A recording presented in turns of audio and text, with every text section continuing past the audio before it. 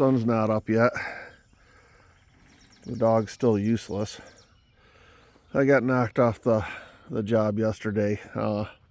Hadn't had rain in 2 weeks, and coming in the driveway was getting to be pretty dusty, so went and got some chloride and sprayed the driveway.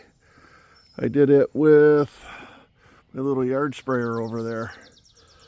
I got some extra jets and I drilled them out. It's still, I probably drove 20 miles in this driveway yesterday, back and forth, smoking a cigar and drinking beers. But we got all the parts have come in except AutoZone has shorted me a wheel bearing and a Dorman spindle nut. The webpage shows that I got them, and when I click on the front spindle hub or the front hub, it says it's no longer available. So I got to figure this out.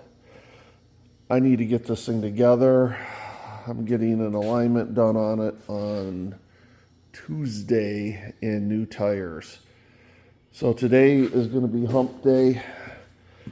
Get this mess put back together as fast as I can. Okay, I'm on to the driver's side. I saved this side for last because it was going to be the hardest. I got everything apart except the upper control arm. And what I got into here is the nut was covered up here by the fuse panel here. So I had to take that out. Found I had some acid had etched some of the bolts, so I've got that soaking in baking soda. But there's to get this box off, there's 4 little clips that you push out, and then you slide them. Here's this bracket here. So you push them out, slide them up and off the bracket, and then you can get access to this lower bolt right here. The upper bolt's pretty easy to get out. I also just took the bolts out of this so it was easier to move around. So now I've got a clean shot at this nut. Problem is you can see the bolt on that side. There is absolutely no room to swing a wrench on this side. So what I am going to do is I'm going to bust that ear off of there. I'm going to put an open end on this side, and I'm going to ratchet it out. That's the only way to get at this, other than taking the brake master cylinder off, and I'm not doing that. So I can't believe there's that many size freaking bolts to get this apart. I'll start showing you how it all goes back together here in a bit. I practice on this side so I didn't look like an idiot. I got this pretty much together. I've also decided what I'm going to do. I'm leaving all the suspension bolts loose, and I think I'm going to actually loosen up the nuts on the other side, and I'm going to suspend the car from the wheel bearings with the jack stands and let the air level the vehicle out to where it needs to be, and then I'm going to tighten up all the suspension bolts. Should have been thinking about that yesterday when I tightened those nuts up, but that's going to take 5 minutes to get them loose. Well, now's the time to do the tie rod, inner tie rod. What I did is on the old one, I measured the distance from the end of the nut, put the nut in the same place. I've never taken one of these off before. I'll kind of run it through you, but the reason I'm doing it with all the suspension out of the way is the new inner rod is very tight and the shaft's not going to want to wobble.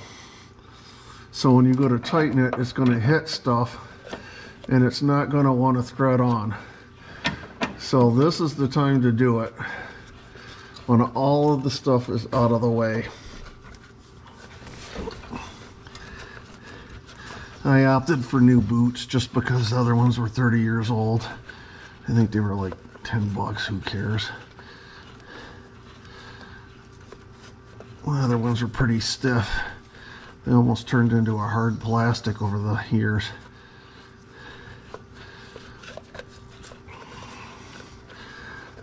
They make deep well sockets for this if you're interested in torquing it. I'm not really interested in it. I put a little bit of blue Loctite on it. Really didn't need to, but I did.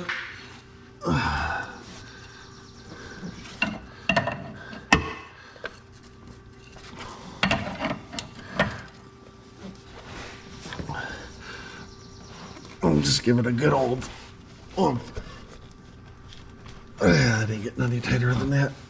Okay, now there is a little itty bitty rivet here that goes into these holes, and what it does is it locks this in place in case it starts to come loose.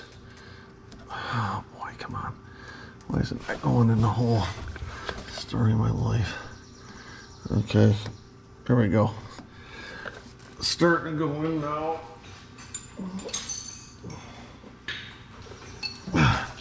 Before you just go ahead and pound it in there, the outer rivet's not in all the way, so just tap it in a little bit. There you go. Now it's in. And then give it a whack with the back side of your... There we go. That's in. This is a buffer or a bumper that needs to be in there. Be sure to put your vent tube back on.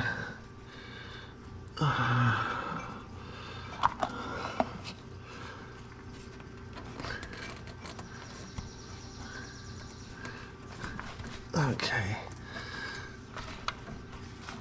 Now what I'm going to do is a zip tie came with this. Use the one that came with it. It's got metal on the inside. It's better than the cheap shit you get at the store. So I'm going to get this buttoned up and then start putting the suspension together. Well, the same as before. A little bit of Tin Man lube. Doesn't hurt. Just for the next slub. Better not be me. I have noticed though that the Amazon upper control arm half as thick as the one I got from Super Coupe Performance. And the one from Super Coupe was greasable.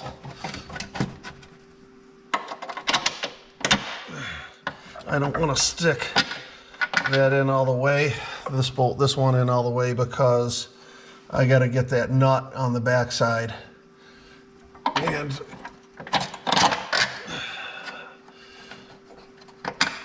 if I stick it all the way through, there's not enough room to get it on there. Okay, let's go top side. Hey, this is going to be the hardest part of the whole job. You're going to need a magnet,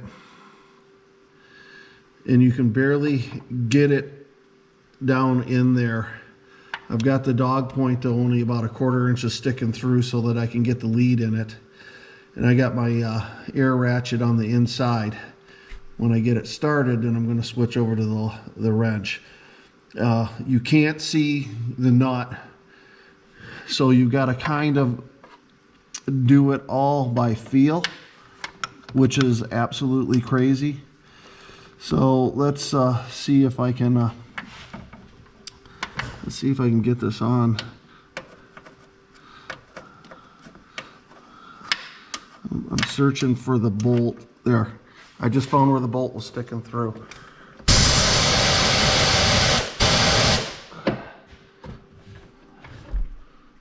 Nope, didn't do it. The bolt wasn't lined, or the nut wasn't lined up with the bolt.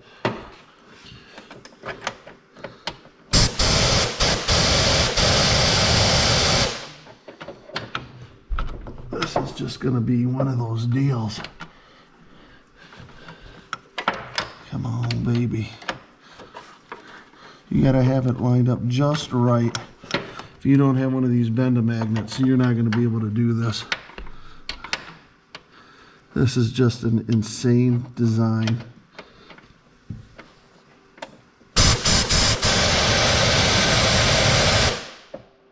Get it on yet? Nope. I can't get my hand down in there. So it's just going to be one of them deals to where I got to move the nut around while I'm trying to tighten it up.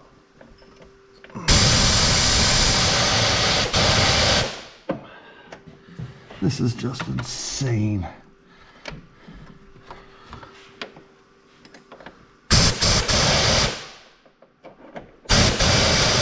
Okay, I'm not going to bore you with this, but this is what I'm doing. Let's see how I can get it on there. Start this clock. Okay. 5 minutes later, a few choice words. Got it on. Now I'm just going to let you run this down because I'm going to go back to the suspension needs to be loaded. The front nut's fairly easy. Right there. Use your imagination. What I'm doing now is replacing the stabilizer bushings. This measurement right here controls this adjustment, your caster. I'm not going to mess with this nut, but it will need to be adjusted when it goes in for alignment. The old bushings are wore out. They're just shot. The new bushings don't look like it, look like the old ones, but it's fine. So the old one, this inner sleeve came through and had a flange. The new one doesn't. I'm assuming they replaced this with this washer. I'm not going to do that because I want an original. What I'm going to do is I am going to make sure that when I put this together, that inner flange is touching the nut and it is not pinching this in there. So that's something that I need to be aware of when I put it together. So the receiver puck will go on the inboard side. This is the front suspension. This baby's going to go here. They also have this, which they would probably just bolt down, but I want it to look original, so I'm going to put that back on. Now this end goes through the lower control arm, and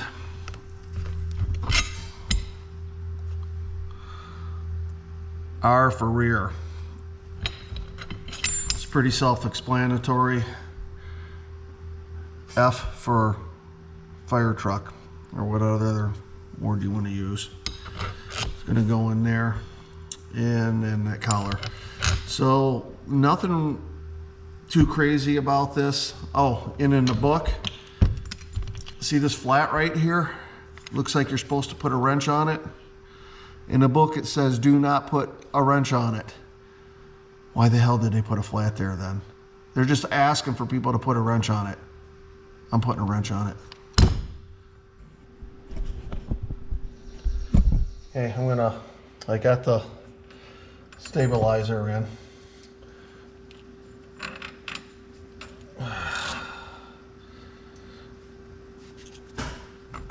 Put the bushings on backwards. Lucky thing I looked, huh? Huh?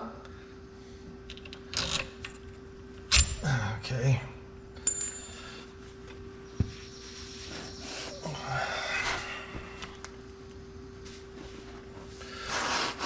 This is your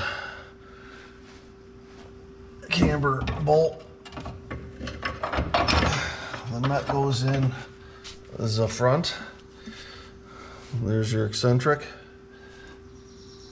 It can go on two ways, but there's only one way that's the right way.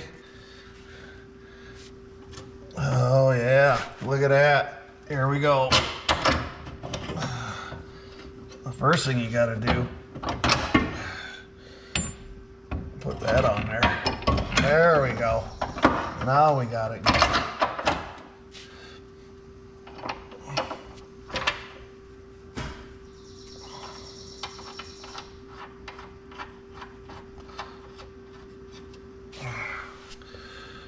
Let's see. Rear. There we go.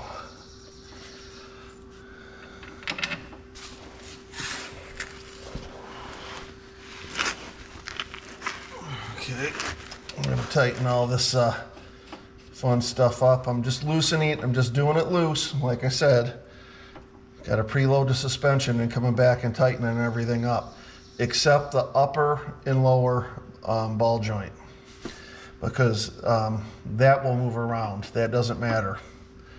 That'll be locked into the knuckle. Well, I found my air leak. The last time I put this together, that O-ring had come out right there. It's supposed to be in between the shim right here. The O-rings are deformed from when I put it together wrong the last time. So I'm going to replace the air ring or the O-rings. This company makes the solenoids and the O-rings. I think the kit was just a few bucks, not much. So I'm put the solenoid back together the right way. Another thing I'm going to do is where the solenoid goes in, I'm going to hold the airbag up and just clean it out so any debris falls down, not in the bag itself. Okay, now when you go to put the control arm in here, you're going to, well, not control arm, but steering knuckle, you're going to want to start from the top.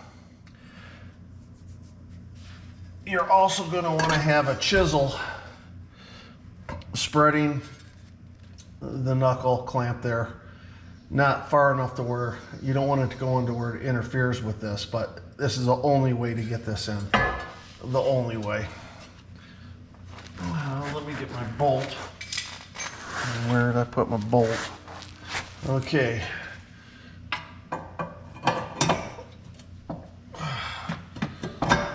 Okay, look how easy that was. Easy peasy. You do not have that chisel in there, forget it. Now, the chisel's going to interfere with the bolt, so I'm going to pull it out. There's a relief cut in there for the bolt. Look at that, piece of cake. Now, you can go ahead and drop it on the lower part right here. Steering knuckles in. Okay, I'm in here now for the sway bar link. When it goes in one way, you got a long knuckle, short one. You're going to have to put a jack on this to jack up the lower control arm. That's why I don't have the solenoid in the airbag yet. So what I'm going to do is put the lower one in first, just loosely. Put the nut on there. This is another one to where you can tighten this up. The suspension doesn't need to be loaded for this. Now, you're going to have to lift it up. Or you can get that in a hole. Get it down. And it's that easy. Wow, wait a minute. Let me get the... So that's not that easy. I let it down too soon because I didn't have the bottom one, the nut tight enough, and it popped out. There we go. I don't think I can get on there with this. Yeah, I'm gonna need to put the bottom one in first. Yeah. There we go. Okay, I'm going to tighten up the bottom one, tighten up the top one. Well, people had told me, and I didn't want to believe it, because Moog used to be the standard. That used to be the gold standard. This is how I just received this wheel bearing. There's no fucking grease in it. Ever since Tenneco bought out Federal Mogul, just saying, Tenneco, I'm gonna lube this up. Unfreaking believable. Okay, I got the car suspended from the hubs, and I was right. It wasn't loaded or properly, so I loosened up the nuts on that. Trying to get these airbags to fill up. They will time out. It's starting to fill up. It's pretty crinkled now, but it is filling up. The air compressor will time out so that it won't overheat. So I'll let it cool down for a little bit when that trips off, and then cycle the key a couple more times. That airbag's funky. I've got to shut this off and reposition that bag. Okay, I got that airbag where it needs to be.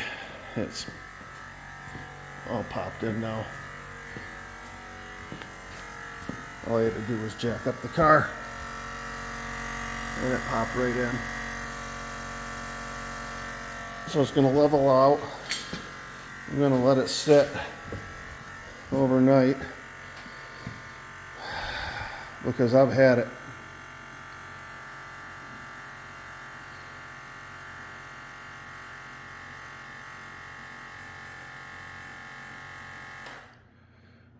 I don't know if I want to get in and adjust in the suspension or not. All I know is I'm going to Earth Rider North Tower stout it right now. It was a long day.